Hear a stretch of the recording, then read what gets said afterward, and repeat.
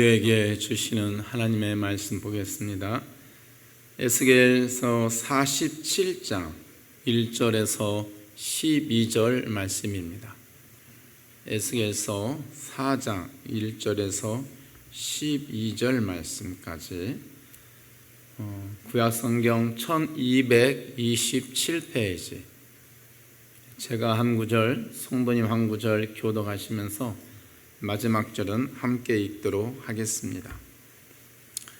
그가 나를 데리고 성전 문에 이르시니 성전의 앞면이 동쪽을 향하였는데 그 문지방 밑에서 물이 나와 동쪽으로 흐르다가 성전 오른쪽 제단 남쪽으로 흘러내리더라.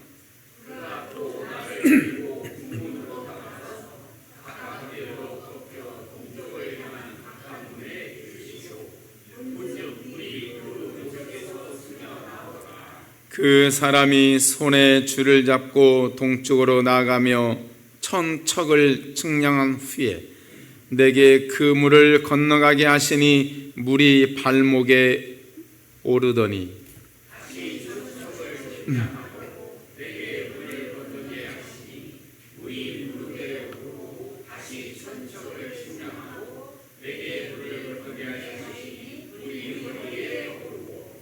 다시 천척을 측량하시니 물이 내가 건너지 못할 강이 된지라. 그 물이 가득하여 헤엄칠 만한 물이요 사람이 능히 건너지 못할 강이더라.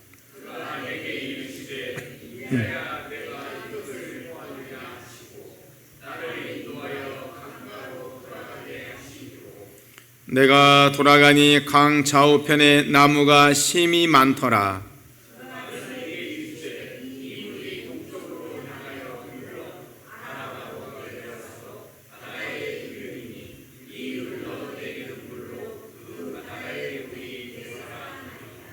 이 강물이 이르는 곳마다 번성하는 모든 생물이 살고 또 고기가 심이 많으리니 이 물이 흘러 들어가므로 바닷물이 되살아나겠고 이 강이 이르는 각처에 모든 것이 살 것이며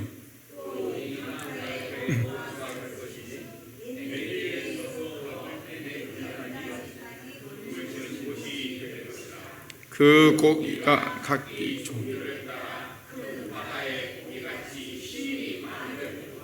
그 진펄과 개펄은 되살아나지 못하고 소금 땅이 될 것이며 가에는 각종 먹을 과실나무가 자라서 그 잎이 시들지 아니하며 열매가 끊이지 아니하고 달마다 새 열매를 맺으리니 그 물이 성소를 통하여 나옴이라. 그 열매는 먹을만하고 그 잎사귀는 약재료가 되리라. 아멘. 말씀 제목 우리 한번 다 같이 읽어보도록 하겠습니다. 시작. 성전에서 물이 흐르다. 다시 한번 읽습니다. 시작. 성전에서 물이 흐르다. 아멘. 아멘. 성전에서 물이 흐르다라는 제목으로 하나님 말씀 증거하도록 하겠습니다. 우리 교회에서 오른쪽 방향으로 6.1km로 가면 뭐가 있을까요? 화심순두부 말고 동산계곡을 지나서 밤티마을을 지나서 밤샘이라는 곳이 있습니다. 자그만 샘이죠.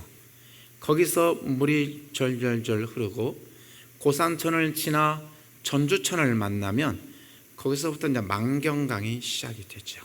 그 만경강은 김제를 지나 익산을 지나 군산을 지나 서해바다로 흘러갑니다. 강물이 흐르는 곳에 도시가 형성되어 있습니다. 전주천에 전주가 있지요. 한강을 중심으로 서울이라는 도시가 형성되어 있고 뉴욕에는 허드슨강이 있지요. 인도에는 겐지스강, 중국에는 황하강. 그 옛날 인류가 살았다는 그 에덴 동산에도 4개의 강줄기가 있습니다. 첫째 비손강, 둘째 기혼강, 셋째 티그리스강, 넷째 유프라데스강. 4개의 강줄기가 에덴 동산에서 흐르고 있지요. 물이 있는 곳에 동산이 있고 강이 있는 곳에 도시가 세워집니다. 그런데 유달리 예루살렘에는 강이 없어요. 그 위대한 도시 예루살렘에는 왜 강이 없을까요? 예루살렘은 산악지대 형성된 산성입니다. 강물은 흐르지 않지만 예루살렘에는 성전이 있습니다. 성소가 있지요. 깊은 곳에는 지성소가 있지요. 그곳에 하나님이 계십니다. 그 하나님은 생수의 근원이십니다. 예루살렘에는 강물은 없지만 생수의 근원이신 하나님이 계십니다. 그 한마디가 모든 것을 말해주죠. 예루살렘에 있는 모든 사람들을 먹이고 마시게 할 수 있는 존재가 계신다는 겁니다. 성전, 그곳에 생수의 근원이신 하나님이 계십니다. 그런데 하나님이 계시는지 안 계시는지 그걸 어떻게 확인할 수 있을까요? 하나님은 눈에 보이지 아니하신 영이신데 성전은 눈에 보이죠. 그러나 하나님은 눈에 보이지 않으신데 눈에 보이지 아니하시는 생수의 근원이신 하나님이 성전에 계신다는 것을 우리는 어떻게 알 수 있을까요? 여러분이 하나님의 성전인 것과 하나님의 성령이 여러분 안에 계신다는 걸 여러분은 믿으시죠? 그렇죠? 여러분 한 분 한 분이 하나님의 성전인 걸 믿으시죠? 그 증거는 뭐죠? 누구든지 성령이 아니고서는 예수를 주로 고백할 수 없다. 고린도전서 3장에 나오는 말씀이죠. 그러니까 예수를 주님이라고 고백하는 사람에게는 뭐가 있다? 눈에 보이지 않는 성령이 계신다. 이런 뜻이죠. 그러듯이 눈에 보이는 성전에 하나님이 계신다는 증거가 뭔가? 하나님은 보이지 않는데 오늘 에스겔 환상을 통하여 알 수 있습니다. 하나님이 성전에 계신다는 증거, 성전에서 성전 문지방에서 물이 흐른다는 겁니다. 왜냐하면 성전에 계시는 하나님은 생수의 근원이라고 그랬으니까 성전에서 물이 흐르면 아, 성전에 하나님이 계시는구나 라고 추측할 수 있죠. 근데 성전의 문지방에서 물이 흐르질 않아요. 그러면 마른 성전인데 그곳에 하나님이 계시지 않는다는 이야기죠. 그러겠죠? 하나님이 계신다는 증거는 많습니다.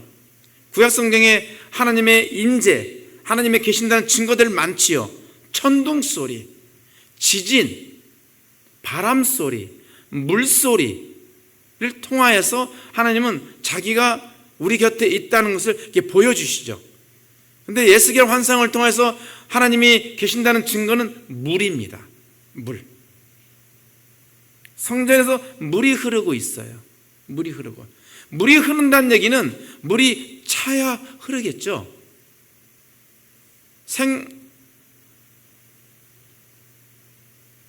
생수의 근원이신 물이 성전에 가득 찰 때 비로소 그 물은 흐를 것입니다. 여기서 중요한 사실을 하나 우리가 깨달을 수가 있습니다. 성전에 물이 가득 차 있어야 됩니다. 오늘날로 말하면 성령 충만해야 돼요. 성령 충만해.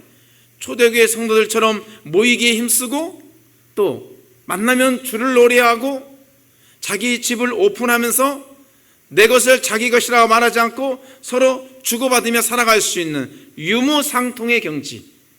초대교회 성도들은 그랬어요. 만나면 팥빙수 먹으러 가고 만나면 불칸 피자 먹으러 가고 서로 왔다 갔다 하면서 오늘은 내가 피자, 내일은 네가 팥빙수 쏴. 그러면서 늘 먹고 마시고 놀고 얼마나 행복했는지 몰라요. 성령 충만하니까. 성령 충만하니까. 교회는 그래야 되죠. 성령 충만해야 되죠. 생수의 근원이신 하나님이 계시니까. 근데 초대교회 단점이 뭐였어요? 물이 흐르질 않아요. 자기들끼리만 모여서 피자 먹어. 자기들끼리만 모여서 팥빙수 먹으러 다니고. 흐르지 않아. 물이 흐르질 않아. 물이 흐르지 않아요. 하나님이 계시는 건 같은데 물이 흐르질 않아요. 그래서 하나님이 억지로 물을 흐르게 하셨죠. 스데반 한 사람을 죽입니다. 박해 하시죠. 돌로 비참하게 죽게 하시죠. 그때서야 사람들은 다 뿔뿔이 흩어집니다. 흩어져서 안디옥에 이르니 그곳에서 안디옥 교회를 세우죠. 안디옥 교회는 끊임없이 물이 흐르는 교회, 생수의 물이 흐르는 교회, 바나바와 바울을 따로 세우라.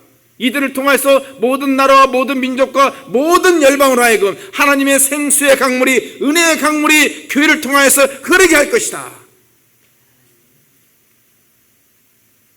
은혜의 강물이 쌓이는 교회, 저수지와 같은 교회는 망합니다. 그러나 저수지가 아니고 끊임없이 파이프라인이 되어서 축복의 통로가 되어서 교회가 끊임없이 파이프라인, 끊임없이 흐르는 거죠. 끊임없이 동서남북으로 그 파이프를 통하여서 그런 교회가 된다면 그 교회는 하나님의 영광이 충만할 것입니다. 바라기 교회는 우리 교회가 저수지와 같은 교회가 아니라 파이프와 같은 그런 교회가 되길 주님의 이름으로 축복합니다. 그런데 이스라엘 백성은 초대교인들처럼 똑같았어요.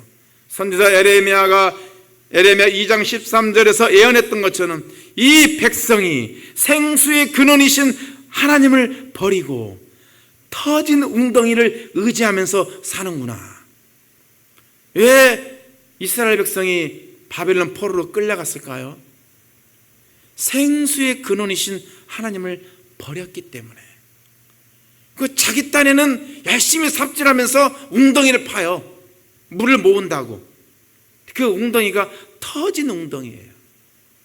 선지자 에레미야가 정확히 짚었죠. 응? 터진 웅덩이, 끊임없이 물이 빠져나가는 웅덩이, 맨날 삽질해 깊은 웅덩이를 판다고. 무슨 뜻인가요? 살아계신 하나님을 버리고 말 못하는 우상을 섬기며 살아갔다는 말의 상징적인 의미입니다. 그렇게 살아가는 이스라엘 백성들이 결국에는 바벨로 포로로 끌어가요. 오늘 본문의 주인공 에스겔, 바벨론 포로 2차 침입 때 잡혀간 제사장입니다. 나이 25살. 앞으로 5년만 있으면 이스라엘의 대제사장이 될 에스겔이 포로로 끌려갑니다. 포로로 끌려가서 귀족처럼 대접을 받으며 사는 것이 아니라 바벨론 그발 강가에서 토목공사에 노가대 일꾼으로 쓰임받습니다.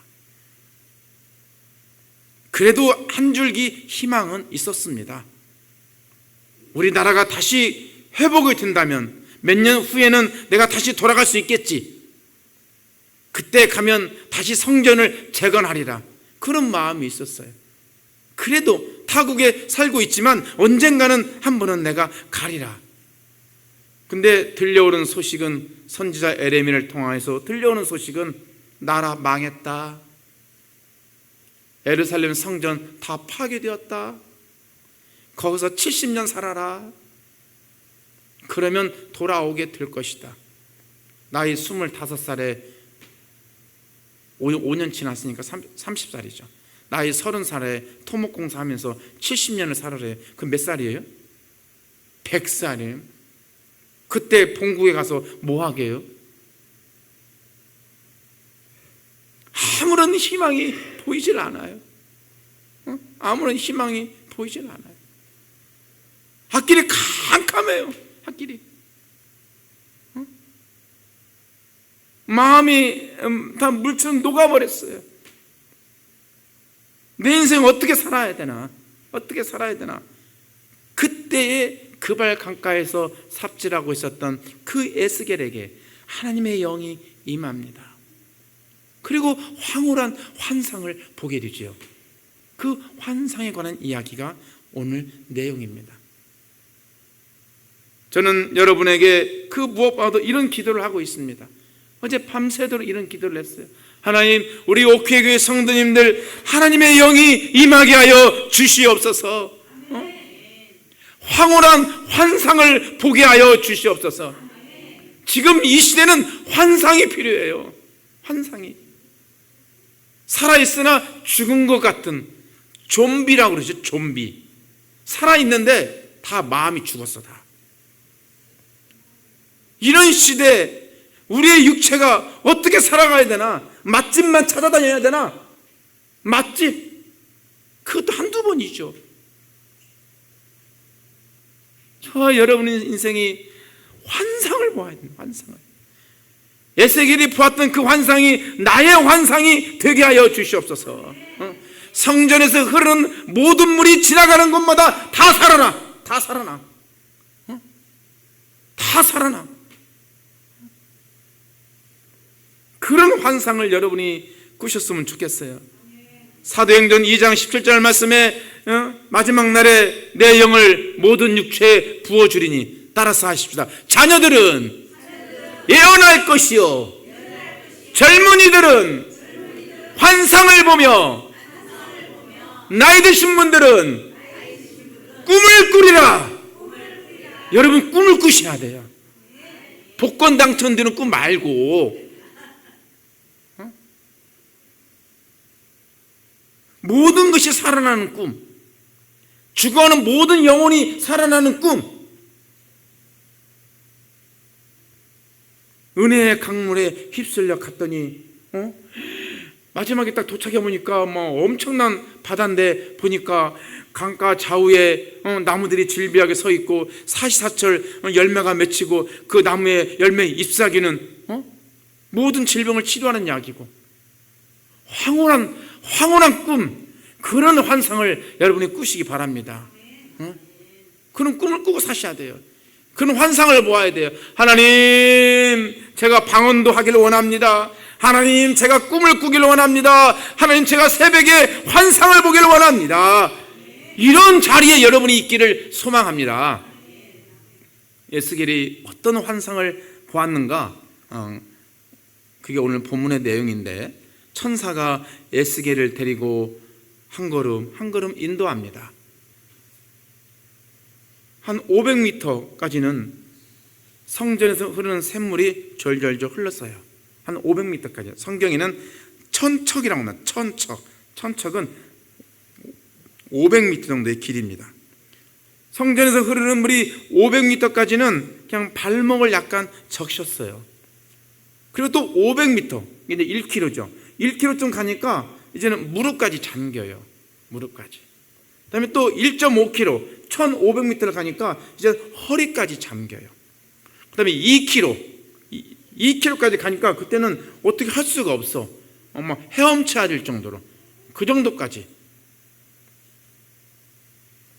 오늘 이 환상을 통하여서 저와 여러분이 성전에서 흐르는 그 은혜의 강물에 어느 정도 잠기었는가? 지금 여러분의 영성은 어느 정도 수치인가? 내 인생을 통과하고 있는, 내 인생을 잠그고 있는 은혜의 강물의 높이는 어느 정도인가를 여러분이 스스로 한번 체킹해 보시고, 오늘 이 에스겔 환상을 통해서 나에게 주시는 귀한 아주 중요한 교훈은 무엇인가를 배우기를 소망합니다.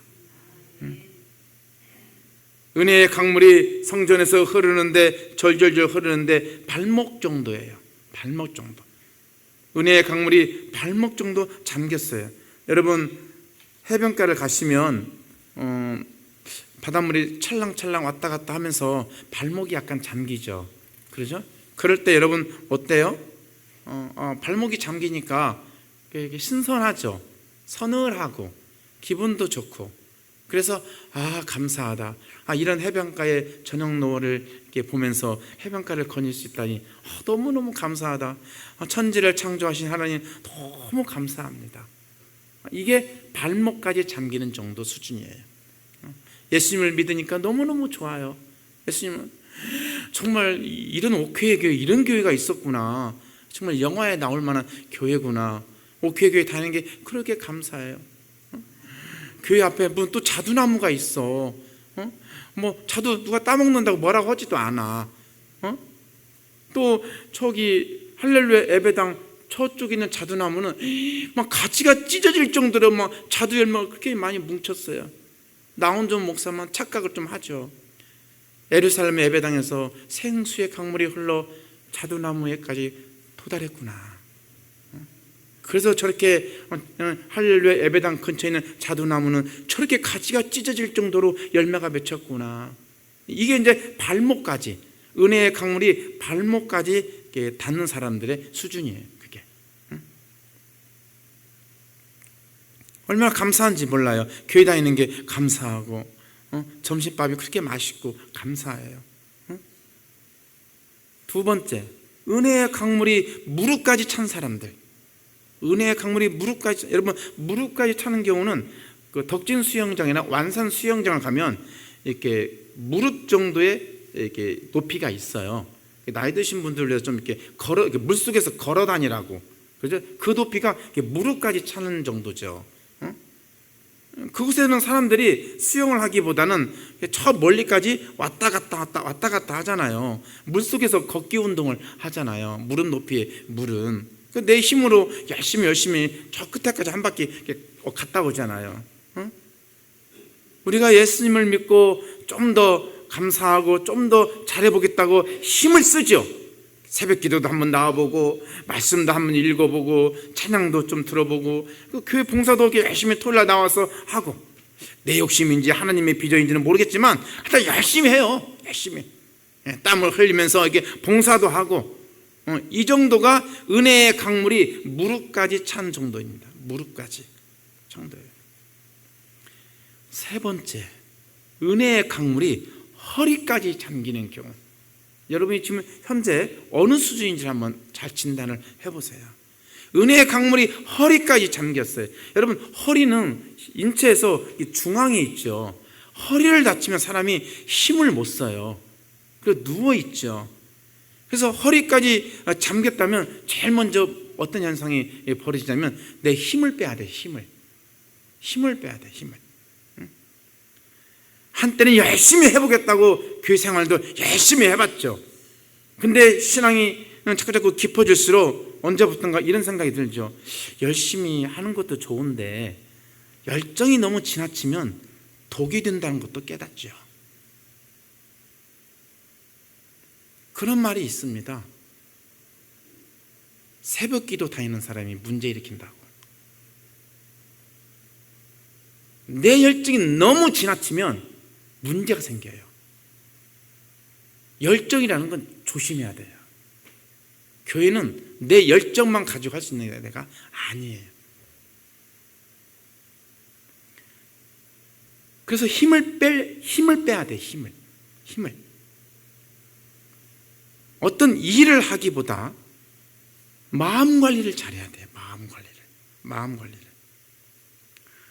여러분, 이 은혜의 강물이 허리까지 차잖아요.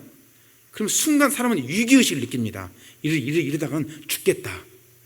그러지 않나요? 허리까지 차면 사람이 이게 내 뜻대로 잘 못해요. 이거 잘못하면 이거 물살이 휩쓸리겠는데, 이런 위기의식을 느낀단 말이에요. 그럴 때는 마음가짐을 잘 해야 돼요. 스가랴 선지자가 말했던 것처럼 나의 힘으로 되는 것이 아니라 오직 하나님의 신으로 되는 줄 내가 믿는다. 따라서 하시다. 나의 힘으로 되는 것이 아니요, 오직 하나님의 신으로 된다. 이게 선지자 스가랴처럼 이런 고백이 나오는 사람. 이게 내 힘으로 하는 게 아니구나. 내 힘으로 하는 게 아니라 내 일이 아니지, 하나님의 일이지. 그러니까 하나님의 방법대로 해야지. 하나님의 방법 뭔가요? 효율성인가요? 능률성인가요? 아니죠. 끊임없이 나누어주고 베풀어주고, 오른뺨을 대면 왼쪽 뺨을 갖다 대고, 오리를 가자고 하자면 십리를 가고, 이게 하나님의 일의 법칙이에요. 포로로 끌려가라고 그러면 저항하지 말고 그냥 포로로 끌려가는 거예요. 거기서 70년 살아나오면 원망하지 말고 그냥 거기서 70년 사는 거예요. 세상 이치대로 살지 않습니다. 교회는 교회의 법칙이 있어요. 자꾸 흘러보내요. 야, 우리 교회 재정이 몇십억이다. 자랑하지 않아요. 날마다 통장을 걱정해야 될 정도로 맨날 잔고가 마이너스. 다음 달에 또 하나님이 채워주시겠지. 그런 믿음으로 끊임없이 흘러보내야 돼요.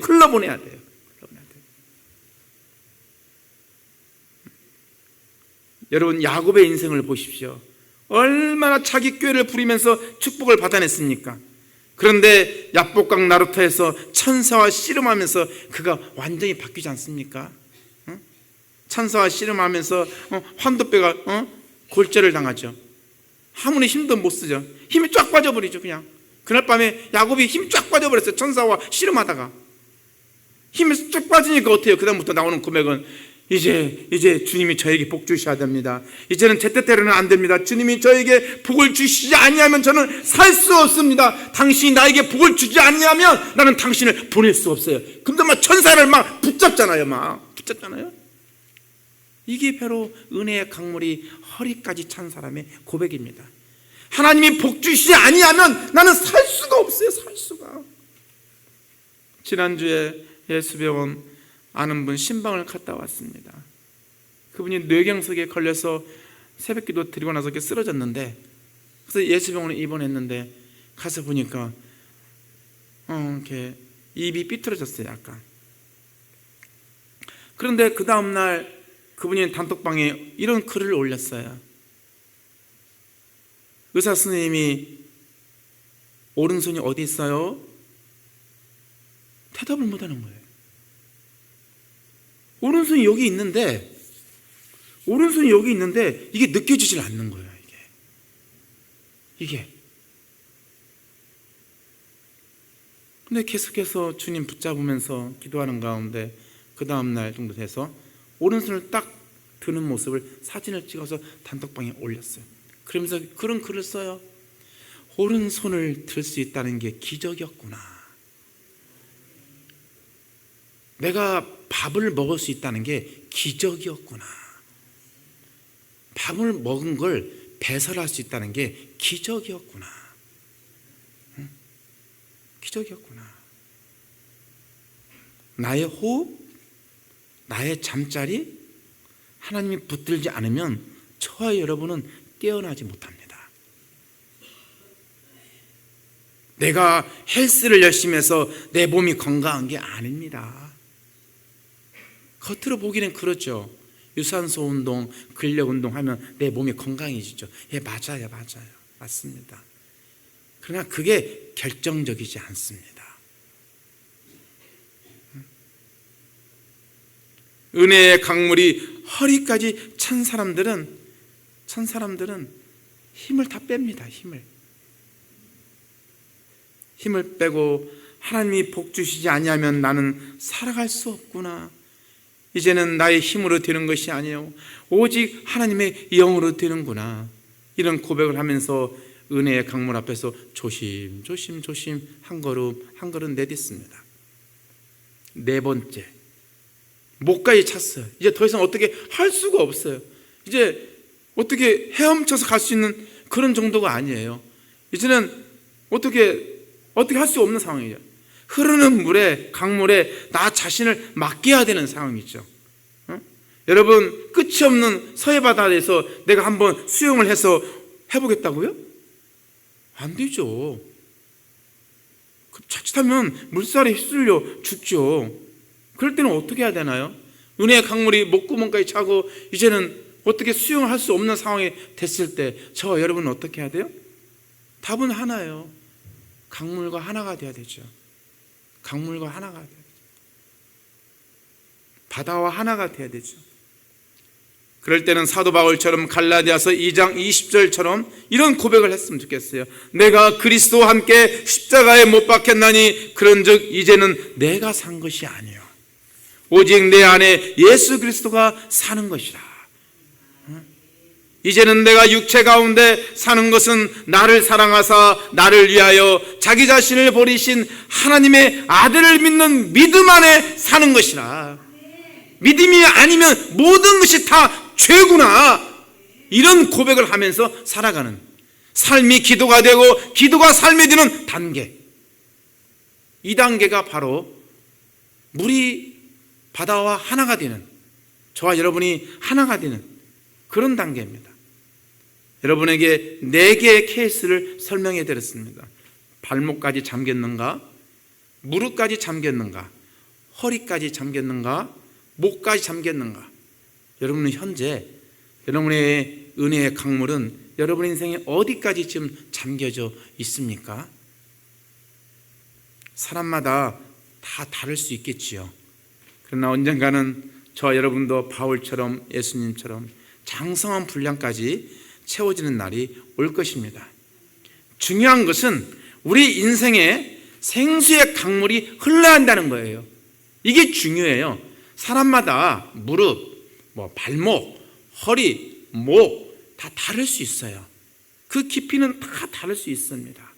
그러나 반드시 중요한 것은 생수의 은혜의 강물이 흘러야 한다는 거예요. 그 은혜의 강물에 내가 터치가 돼야 한다는 거예요. 깊이는 조금 다를 수 있어요. 사람마다. 바라기는 성전에서 흐르는 그 강물에 여러분이 푹 잠기시길 주님의 이름으로 축복합니다. 성전에서 흐르는 강물의 흐름을 추적해 보니까 처음에는 예루살렘 도시를 뻗어나가더니 사막을 지나서 사해바다에 이르러요. 사해바다에 이르니까 완전 그 죽은 바다가 다 살아났어요. 물고기들이 펄쩍펄쩍 뛰고 강가의 좌우 나무 열매들이 새 달마다 맺히고 잎사귀는 모든 질병을 치유할 수 있고 강가에 있는 어부들은 너무 기뻐서 춤을 추는 거예요. 죽은 바다가 살아날 정도로 성전에서 은혜의 강물이 흘렀다는 겁니다. 그런데 저 반대쪽에서 흘러오는 물이 또 하나 있어요. 요단강에서 흐르는 물이죠. 저 먼 위쪽 갈릴리 바다, 그 다음에 요단강, 그 다음에 사해거든요. 이 요단강, 갈릴리 바다, 요단강에서 흐르는 물은 사해로 들어온 순간 다 그 죽음의 바다에 다 먹혀버려요. 성전에서 흐르는 물은 죽은 바다를 살려내는데 요단강에서 흐르는 물은 죽은 바다에 먹혀버려요. 여러분이 사모해야 될 물은 어떤 물입니까? 세상에서 흐르는 물, 끊임없이 갈증을 유발하는 물, 아이스크림과 같은 물, 쌓아도 만족감이 없는 물, 세상이 주는 물을 너무 깊게 사모하지 마십시오.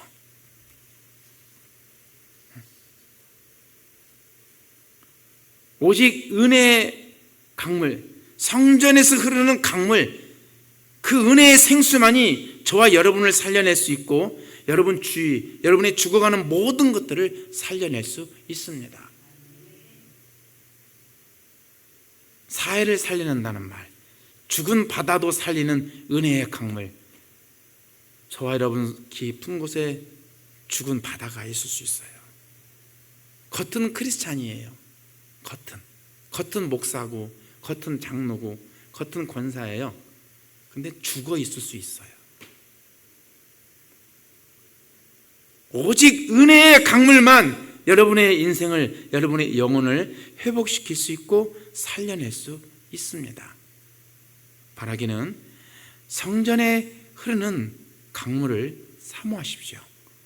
요단강에서 흐르는 물에 너무 관심을 갖지 마시기 바랍니다. 생수의 강물이 저와 여러분의 인생에서 흐를 때 나만 살아나는 게 아니라 우리 주위에 있는 모든 사람도 다 살아날 것입니다. 오늘 여러분에게 에스겔 환상이 보여주는 성전에서 흐르는 물을 말씀을 드렸는데 크게 3가지로 한번 요약을 해보겠습니다. 우리 성도님들, 이 마지막 때 꿈과 환상을 예언을 하십시오. 한번 따라서 해볼까요? 이 마지막 때 예언을 하고 환상을 보고 꿈을 꾸자. 두 번째, 이 에스겔 환상이 우리에게 주는 교훈은 생수의 강물은 흘러야 한다는 겁니다. 따라서 하십시다. 은혜의 강물은 흘러야 한다.